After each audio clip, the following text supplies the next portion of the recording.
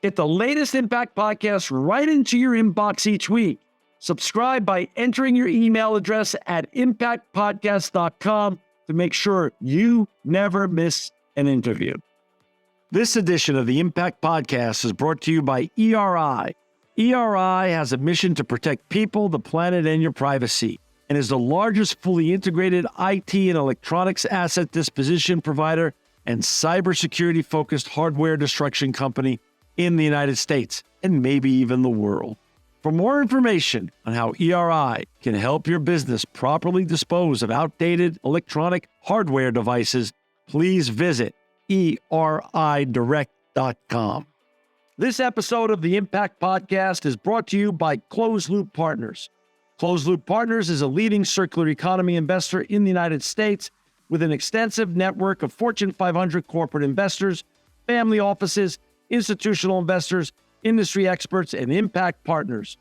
Closed Loop's platform spans the arc of capital from venture capital to private equity, bridging gaps and fostering synergies to scale the circular economy. To find Closed Loop Partners, please go to www.closedlooppartners.com.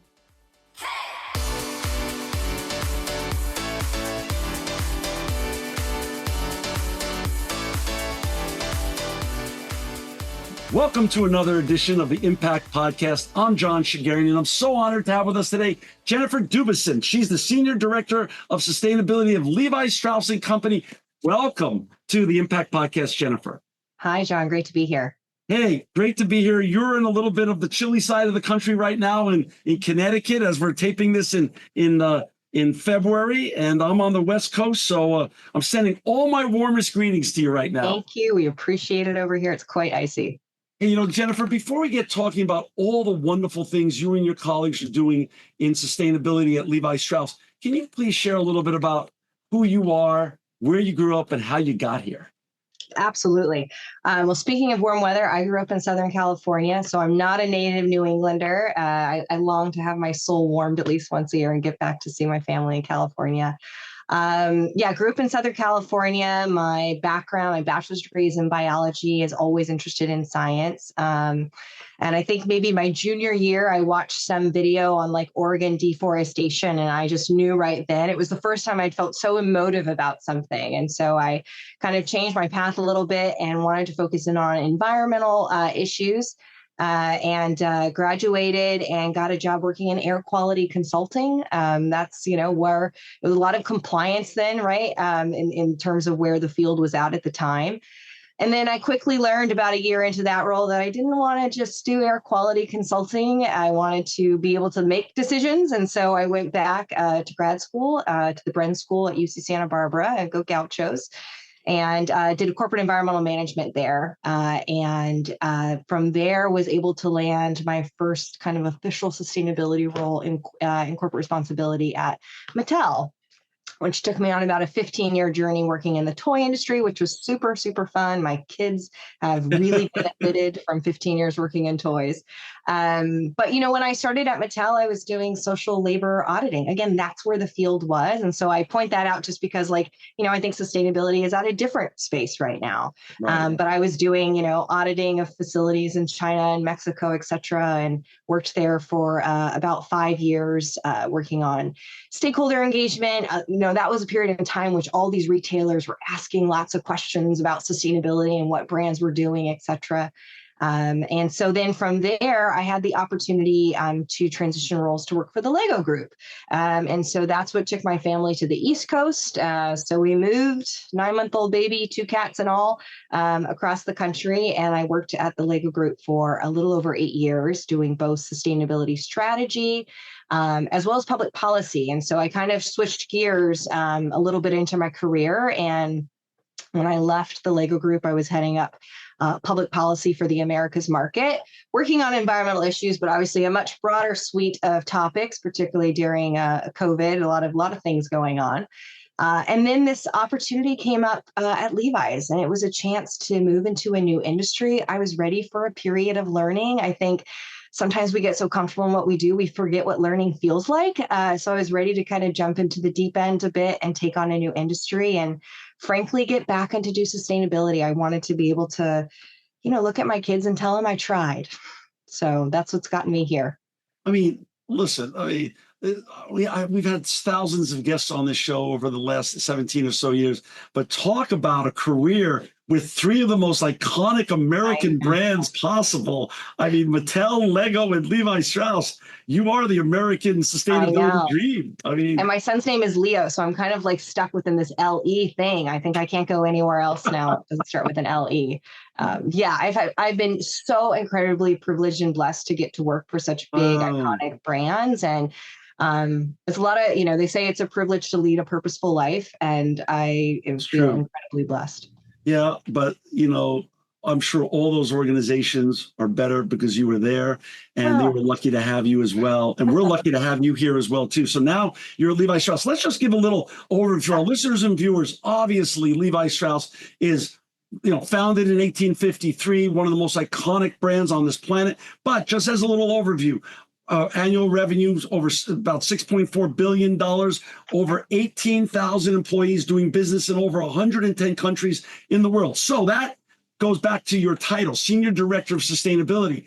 As you and I know, now this is a very big brand operating across the world. And sustainability, as you and I know, can be read very narrowly or very broadly. Talk a little bit about how broadly or narrowly your role is defined with regards to Senior Director of Sustainability on a day-to-day, quarter-to-quarter, year-to-year basis at Levi Strauss & Company. Yeah, we think about it pretty broadly here. Sustainability we define in these three pillars of climate, consumption, and community. So within climate, which is where a lot of my team focuses, we are working on, our scope 3, scope 1 and 2 targets. We're working on setting our water strategy, thinking about biodiversity. And then in consumption, that's focused on waste, as we're thinking around what needs to be circular ready, really what it takes to make that product. And then the community piece is also part of our broad kind of remit around sustainability, but really in partnership with the others in our organization. So it's talking around our continued commitment to diversity and inclusion. It continues to talk about our efforts in our foundation and public affairs team, worker well-being, which is so critical to the work we do. So it really runs a broad spectrum across sustainability. How big is the your sustainability department? Is how many employees approximately? Yeah, we've got 35 employees around the world focused on sustainability, and a lot of champions in the org. Wow. So a lot of ambassadors, evangelists, and champions all across the organization. That's awesome. For our listeners and viewers, also to find Jennifer and her colleagues at Levi Strauss, you can go to www.levistrauss.com. I'm on your website right now, and not only is it a visually gorgeous website, but what I find so interesting and I find so compelling is reading left to right on the header. Levi Strauss & Company, obviously it's your brand name, who we are, but second in the header after your name brand and after the who we are section is sustainability in action. Sustainability is that much part of your DNA and your core beliefs at Levi Strauss that literally on the cover landing page of Levi Strauss & Company, it's right there. No one can miss it. Yeah, no, it very much is. And I think, it comes to life really in two ways. I think one, as you mentioned, John, 170 plus year old company founded on the exact question of how could I make these jeans more durable, right? How could I put rivets that would make these jeans stand the test of time, right? And we see that still today, right? These jeans that are just lasting and being passed on. So I think durability and that concept of sustainability is so embedded in who we are. And our mission is profits through principles, right? That is literally the mission of the company. And so, that doesn't always mean that we get to make easy decisions. Sometimes we have to make the hard decisions, but doing such in such a way that really lives to our values and our principles. I want to get back to the profits thing in a little while, but talk a little bit about the release of your climate plan, the Levi Strauss climate plan, and why is that so important for your brand and for what you're doing with your colleagues in sustainability? Yeah, thank you for that. I think super proud about the plan. It's one of the first in the apparel industry to be put out. I think, you're hearing a lot of talk about these climate transition plans. And it's really this roadmap that, allows us to figure out how we're going to tackle these challenges head on as it relates to decarbonization. It outlines our ambitions, our key focus areas, and really the pathway forward to drive meaningful change. We can dive into the specifics of the plan, but I think for us, it's really around continuing this long-held tradition but with a much more solid roadmap and greater specificity than ever before. And talk a little bit about, though, the importance of it in compared to the times we live in. As you and I know, sustainability, you've been doing sustainability for your whole career. I've been doing sustainability the last 20 something years. And there's an arc, and there's some trends that are undeniable that aren't going to go away in our lifetime, and probably our children's lifetime as well, in terms of the shift from the linear to the circular economy, the chasing of net zero, of cooling down the planet, the importance of cooling down the planet, and just being more sustainable, just in terms of, as you just mentioned earlier, in terms of profitability and resilience. Why right now is it more important for a company like Levi Strauss to put out a climate plan, to message what you're messaging, even in the times we're living, when other companies are bowing to political pressures or actually paring down their sustainability programs? Yeah, I think that, one of the first couple of pages of our climate transition plan is a message from Michelle Gass, our CEO, and she talks about climate change being the existential challenge of our time. And I think when you have designated something like climate change as that existential, challenge, it is worthy of a plan. And I think that that's really where, thinking a lot about this too, so many other functions in a company, right? If they were going to come to your executives or to your board and say, I have a target, a sales target, a savings target, or whatever production target, your team would say, executives would say, great. How much and how are we going to do it? And that's exactly the message that we got to. When we set that 42% goal, our executive team said, awesome, how are you going to do it and how much is it going to cost, right? And so that's where our team really got to work to develop a plan. And I think that's really where you're seeing, I think, a lot of shift in sustainability, that it's not about putting overly audacious or ambitious goals out there anymore. It's about having credible plans. And if you put a goal forward, you have to have a roadmap for how you're going to get there. And I'm so excited that it's a lot of hard work to do, but to really get into the details to understand what is driving your emissions to create a solid plan. It also means focusing fewer things, but at scale, right? For driving impact and doing those things better. I totally agree. So if we're going to bookend your Levi Strauss climate plan, and you're going to tell us and our listeners what's the 2 or 3 most important parts of it that you're the most excited about, and then what keeps you up at night? What's the most challenging or difficult part to nail, to land in that plan? What would walk us through those bookends? I think what I would want listeners to take away is that when it comes to the decarbonization, it's really around our strategy for change, right? There are 4 key levers: accelerating what works, future-proofing our design, incentivizing renewables, and owning our own part. And we can talk about all of those in greater detail. I'd also want readers to know that it's about more than just climate, right? It's about biodiversity, it's about water, right? These are really interconnected issues.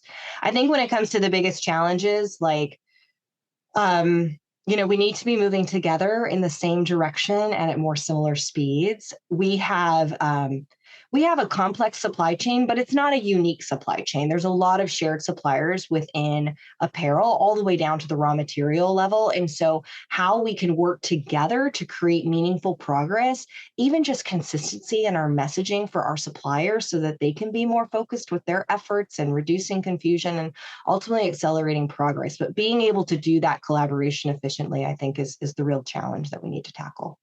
Got it. And just for our listeners and viewers, just to go over what Jennifer just said a little while ago, when you click on Sustainability in Action on Levi Strauss, levistrauss.com is their website.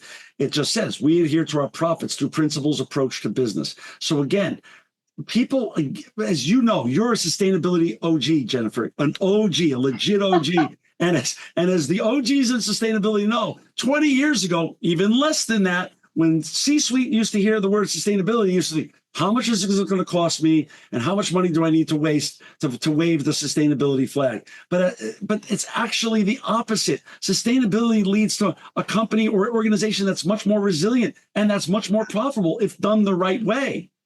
Absolutely. And we really tried to find those ways to integrate sustainability into the business. And that's what this is. I mean, even the developing of this plan, I think, again, as I said, like leveled the playing field, how sustainability was reviewed, right? Like I have a plan just like any other e-commerce or sales department in our company has. And it has the same level of vote of confidence that those other departments have. Got it. So then let's walk through the challenge. How do you then walk through the goals first? The first four goals, and what's your path to get there? Then let's talk about your greatest challenge or challenges with regards to the climate plan and how you attempt to climb those mountains. Yeah. So just going back to kind of the four levers of change with plan. So, okay, we've got accelerating what works. And I think after looking at like years and years of data, what we found was that when our suppliers have targets, when they have done these assessments to understand where their improvement opportunities are, like they just make more progress. That's what the facts were telling us. And so we've been working really, again, in close partnership and collaboration to get our suppliers setting those science-based aligned targets, getting these energy and water assessments underway such that they can make more progress. Advocacy also plays a key part in that, right? We need to be partnering with others to drive for advocacy at the federal level and obviously in a lot of other markets that we work in. When it comes to future-proofing our design, that's that second lever. That's around moving into more recycled materials, both in our cotton and our poly, as well as making sure that we're setting guardrails around where we're sourcing materials from. It's really important. I think when you think around supply chains, a lot of this ends up falling to the suppliers, right? It's like, well, what does the supply chain need to do? And what do you know? And it was important for us to also say, like, well, what is our skin in the game? What do we own? What can we control to make a positive contribution to getting to that 42%, which is why we had that focus on materials. The third lever, incentivizing renewables, probably not surprising to anyone listening here, right? We need to figure out how we can get those suppliers moving on that fuel and technology pipeline, right? Towards electrification, towards renewables, thinking about biomass, getting them out of coal, right? So we're really working on what are those mechanisms, even those financial tools that we can put into place to accelerate that progress. And the last one is owning our own part. And that really comes to closing data gaps. I'm sure that this is happening in other industries too, but like a lot of the life cycle assessments, the industry assumptions are being made are outdated, right? And then this is informing all of these inventories, et cetera. And so really working to improve the primary data that we have from our supply chain and even our counterparts in the business to making sure that the data we're putting forth is robust and accurate. And we have seen great improvements just by getting better data as opposed to making really potentially significant investments in the supply chain. Like, actually, I just needed better data all along. So it's a combination of those four things that are helping us get to 42%. And I think the last thing I would just add there is that I remember when we were developing this plan and we still had this still to solve gap. And I think you see this in a lot of plans, like there's 5, 10%, like we don't know how we're going to get there. And I really went and challenged my team because I feel like we're talking 2030. There is not some new solution that's never been developed or never come about that's going to be at scale in 4 years to implement in your supply chain. It's just not going to happen, right? So we needed to go back. We needed to dig deeper to figure out how hard we could pull these levers that we could hit this 42%. Got it. Then what happens when it comes to water and biodiversity? Talk a little bit about water and biodiversity. Yeah, I think, what I would just say there is that the challenges are interconnected, right? Mm-hmm. And so our solutions need to be too. And I think for too long as sustainability professionals, and maybe just because of the way we're structured internally in companies, right, we end up getting really siloed. I sit in this privileged position where I get to oversee climate and water and biodiversity. And so I get to bring them all together. But we really wanted to make sure that we were thinking about climate change and the impact it was having on biodiversity, ecosystems, freshwater access, as well as even climate justice, right? We're all making these decisions from circularity to regen agriculture, and they have an impact. So really trying to be holistic and systemic about how we were thinking around the decisions we're making as it comes to climate and the impacts it would then have on water and biodiversity. And sometimes there's trade-offs. When you look back on your career, your what I want to call storied career, because if I ever had the chance to work for 3 amazing brands like you, it would be a storied career for sure. But that's not in the. I interned at Toyota as well to add to my what my corporate. Wow. Corporate time. Wow. So walking into this position, do you feel like the skill sets that you were allowed and privileged to hone at all your previous employers get you ready for this position? And if yes, what was a shock to you at in this new position, and when you came over, and like what's been a real wow, this is something I got to learn on the job type of thing? Super question. I think as you advance in your career, not that hard technical skills don't matter, but it's really the soft skills that continue to allow you to thrive, right? It's how you build relationships. It's executive presence. It's communication, authenticity, right? Those are the things that really help you continue to both to lead teams, and I often, when I think about my leadership style, it's about leading sustainably. That doesn't mean it's not about leading sustainability, but about leading sustainably. And so how can we do that as leaders? So I think those people leadership skills, those ability to navigate organizations, those soft skills, I think are tremendously important. And those are transferable skill sets that you could build. Yes, technical skills like life cycle assessment and greenhouse gas accounting are important. But I think as you would elevate in your career, like, you're at best learning to be comfortable, to be conversational, right? To talk about it. So I think that those are some of the skill sets I would think are most important. Well, talk a little bit about leadership in a I hate to use this terminology, but whatever, I'm going to anyway, in a post-COVID world. Let me tell you what I'm trying to get to here. I'm 62. When I was 22, everything we did was face-to-face in New York City. Every business meeting I had was face-to-face. So face-to-face meetings were pretty much so democratized and ubiquitous that it really wasn't a special event.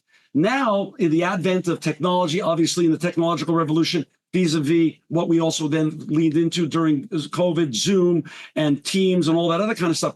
How do you, for instance, when you and I first signed on to this call today, you have that X factor that you make everyone feel comfortable right away. And as a leader, as you say, that's a soft skill that is so important, unbelievably important. How do you then manage the high wire act of doing things online, but also the personal touch and being in person in a post-COVID world where it seems like some version of a hybrid has turned up at every brand? Yeah. And I think for us too, I think definitely those folks who are in San Francisco, they're working in a hybrid environment. I think when you have a product like ours, right, like you do need to be in the office, like feeling, touching, working together. I think we know that can accelerate progress. But I think COVID also showed that people can be really successful continuing to work remotely.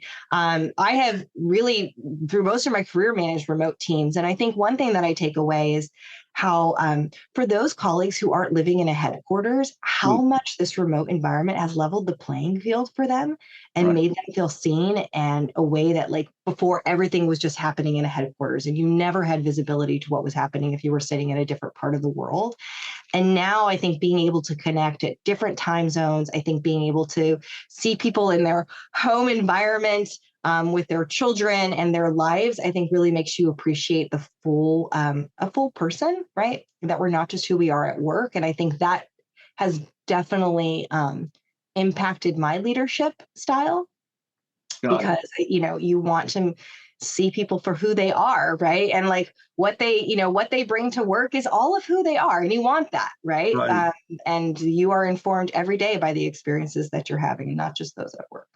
The climate plan goes beyond, obviously, water and biodiversity and all the other great things that we were just talking about, but also talks about nature and climate justice. Talk a little bit about define nature with regards to the importance of nature at Levi Strauss, and define climate justice with regards to how you define it at Levi Strauss and what you want the outcomes to be. Yeah. So when it comes to nature, I mean, yes, we manufacture clothing. Yes, we sell in retail stores across 110 markets, but we source a lot of cotton, right? So 90% of our product portfolio is cotton. And so nature has a tremendous amount of impact on us and our ability to source our most critical raw material. For us around, it really comes to what we can do to halt and reverse biodiversity loss. We were one of the first brands to really quantify our end-to-end impacts when it came to biodiversity loss. And so we are in the process now of building on that with a material and water footprint, and trying to figure out how we can reduce those impacts on nature by creating more resilient ecosystems. And a lot of that is cotton. We partner closely with the U.S. Cotton Trust Protocol. They're working really hard to make sure that we have regenerative ecosystems, because they need to be able to withstand and get more carbon in the soil, right? That makes it more resilient to drought and wind and floods, et cetera. So tremendous opportunities there in terms of building ecosystems and reducing our impact on biodiversity, which is so important for the longevity of our business. When it comes to climate justice, I think, well, not new, I think, in terms of the work that had been being done for a long time. We have for a long time prioritized communities and the workers that are in our supply chain. But I think the term in and of itself is a bit new for people. And I think companies are just trying to grasp around what it actually all means. I think for us, we believe that the workers who produce our products should do so in a safe work environment, a healthy work environment, be treated with dignity and respect. This means that we need to take a more outcomes-based approach when we're thinking about climate justice. And I've said to some people the other day, sometimes we need to take a step back before we take a step forward. And that's, I think, what climate justice is. It's taking a step back and thinking about the decisions you're making, from circularity strategies to regen agriculture, and understanding what are the outcomes that this could have, particularly on those populations that are already probably the most severely impacted and marginalized communities when it comes to climate change. So thinking about that, understanding what are the tools already in your toolbox that you can use to address that, and what are other opportunities that you can move forward with to reduce those impacts on those who are going to be most impacted by those decisions and by climate change. If you've just joined us now, we've got Jennifer DuBuisson with us today. She's a Senior Director of Sustainability at Levi, Strauss & Company. To find Jennifer and her colleagues and all the important work they're doing in sustainability, please go to www.levistrauss.com. Jennifer, talk a little bit about the difference between your climate plan and what your sustainability report, because I'm on your website, you have a sustainability report, you have your climate plan, and you have it's one of the most robust websites I've ever seen when it comes to sustainability. How do you differentiate with your colleagues the climate plan from just the sustainability report itself? It's a great question, and one I got a lot when we were creating the climate transition plan, which is how is this different than a sustainability report? What are you all up to now? Right. A sustainability report records what has happened, right, where a plan like the climate transition plan tells us where we are going and how we're going to get there. And that really is the distinction. And I think also, with a lot of the work happening around CSRD, et cetera, I think sustainability reports in their, essence are going to be changing. So right now it's becoming much more metrics focused, less storytelling, et cetera. And I think the transition plan really still creates this opportunity to talk about how you're going to pivot going forward, your assets, your operations, your resources, to kind of hold temperatures to 1.5 degrees. But they are different. You asked me to ask you. We were, prior to coming on air, we talked about this a little bit. I'm not trying to embarrass you. I'm just going to hold this picture up. So this is a picture of, this is your promo picture here. That's your great promo picture. So I was mentioning to you that I love this jacket, because this jacket is, to me, the iconic reason that Levi Strauss & Company is a comfort brand across the world. I'm 62. I grew up. All my best friends and all my favorite relatives and everybody had this jacket. And, I know my mom sometimes listens. She's still around and pays attention and alive. But I mean, the coolest friends, let me just be honest. The coolest friends either had a pack of marbles in this pocket here. And then, of course, some of the ultra coolest friends sometimes carry joints in one of the other pockets. So, oh my goodness. That's my childhood in a nutshell. But that is really one of the coolest jackets out there, and it's iconic and cool, and it's what makes Levi Strauss great, because it makes you feel so comfortable, so immediate. It's just it's a visceral feeling, and it brings me right back to being 14, 15, 16, 17 years old in Queens, New York, and literally everybody had that jacket, and if you didn't, you just weren't part of the cool kids.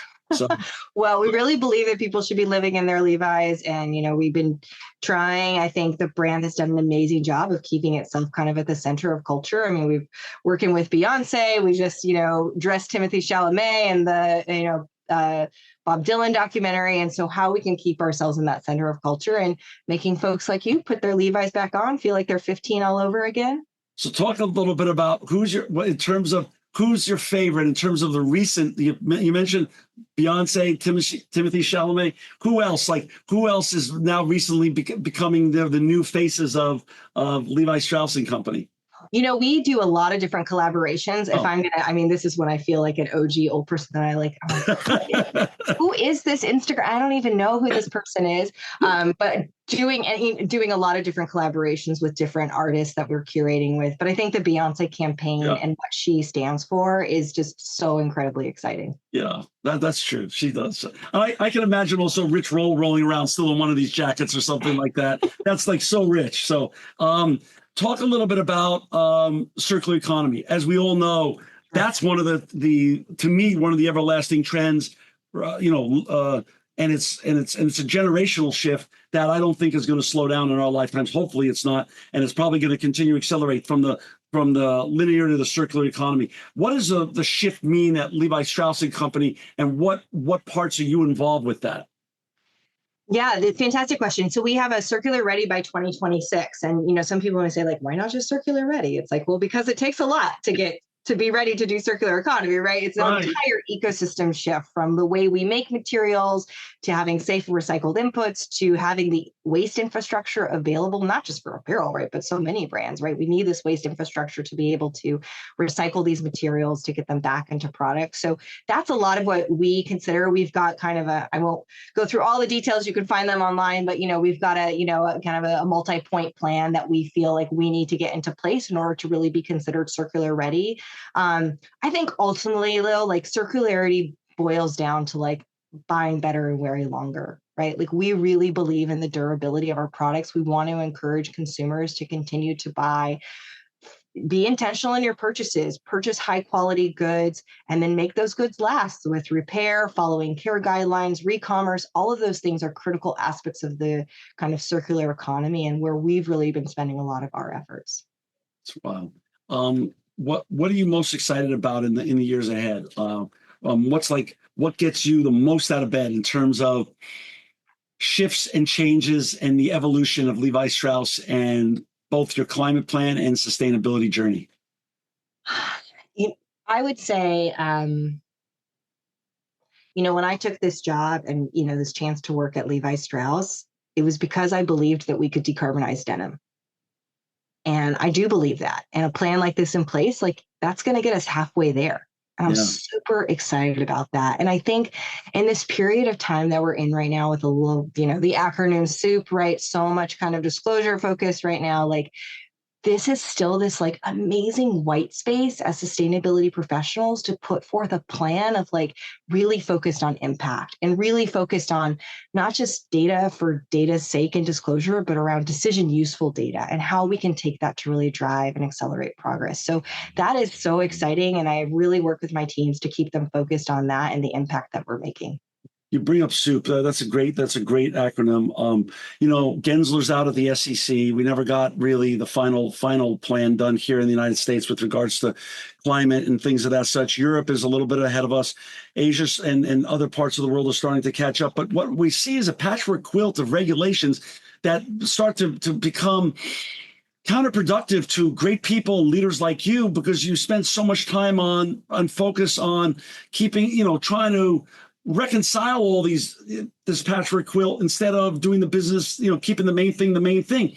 When do you think there'll be some sort of harmonization of regulations around the world so people like you can be more untethered to continue to drive sustainability and climate change and the right types of actions at Levi Strauss and Company and other great organizations and brands, instead of focusing on regulations that are sometimes at cross principles? Yeah, well, I mean, harmonization, right? That's what every brand wants. That's what we want too. Right. For any, government official listening here, we would love to have harmonization, but I do think, the EU is making developments. We're expecting here something in the next week or so, from the Ministry of Competition. I think ISSB is doing a really tremendous job in terms of harmonization. I think there's 35 plus countries that have adopted that. Now, that doesn't mean responding to each of those countries is easy, but at least the same content is being asked for. I think, though, that it also is going to require really rethinking internally how you're set up for success, right? And what that future, how do you set yourself up for success? And so, we've been working internally at Levi Strauss to develop a strong ESG controller team. This is new to sustainability professionals, but it's not new to the accounting world, right? This is stuff that they've lived and breathed forever. And so we're just really on this journey. And I know it feels painful and accelerated, but I do think we will get to a point where we have as robust and verifiable data as our financial reports are. And that is really going to help us make better decisions. But I think if you can get the right people in the org, people who love doing data, there's so many jobs out there for that right now. That is great. And then if we can get that data to be decision useful, then we can feed that into those people who are developing strategies and working with suppliers around the world. We have a lot of young people that tune into our show around the world, Jennifer, and they're looking to be you. They're listening to this and saying, my gosh, what a cool person. She gets to change the world every day. And she's worked at these amazing brands. And now she's at Levi Strauss & Company. What advice do you give the next generation of sustainability and climate change leaders that are out there that really not just want to make a paycheck, but they actually want to make a difference? What kind of advice would you give them as they start their careers now? As I started, when we first started talking, John, get in the door, right? I got in doing social compliance auditing because that's where the field was. And then the field continued to evolve. And right now, the field is in a period of heightened disclosure and data. So get in, get working on it. I guarantee, keep your head up. I guarantee there will be additional opportunities within that company or others once you've gotten that experience. One of my favorite quotes is, "A smooth sea never made a skillful sailor." And I think about the kind of turbulent times we're in right now, but that will lend itself to becoming stronger and smarter and more resilient and more savvy. And the more sustainability professionals we have with those type of traits, the better we'll be. Awesome. Jennifer, I just want to say thank you for your time today. You're always welcome back on the Impact Podcast to share the as you and I know, sustainability has no finish line. So you're always welcome back here to share the ongoing sustainability and climate plan journey at Levi Strauss & Company. For our listeners and viewers to find Jennifer and her colleagues and all the great and inspiring work they're doing in climate and in sustainability, please go to www.levistrauss.com. Jennifer, more important than thanking you for the time you spent here today, thank you for all the work you've done in your career to make the world a better place. I appreciate that, John. Thanks so much for the opportunity. This edition of the Impact Podcast is brought to you by Engage. Engage is a digital booking platform revolutionizing the talent booking industry. With thousands of athletes, celebrities, entrepreneurs, and business leaders, Engage is the go-to spot for booking talent, for speeches, custom experiences, live streams, and much more. For more information on Engage or to book talent today, visit letsengage.com. This edition of the Impact Podcast is brought to you by ERI. ERI has a mission to protect people, the planet, and your privacy, and is the largest fully integrated IT and electronics asset disposition provider and cybersecurity-focused hardware destruction company in the United States, and maybe even the world. For more information on how ERI can help your business properly dispose of outdated electronic hardware devices, please visit eridirect.com.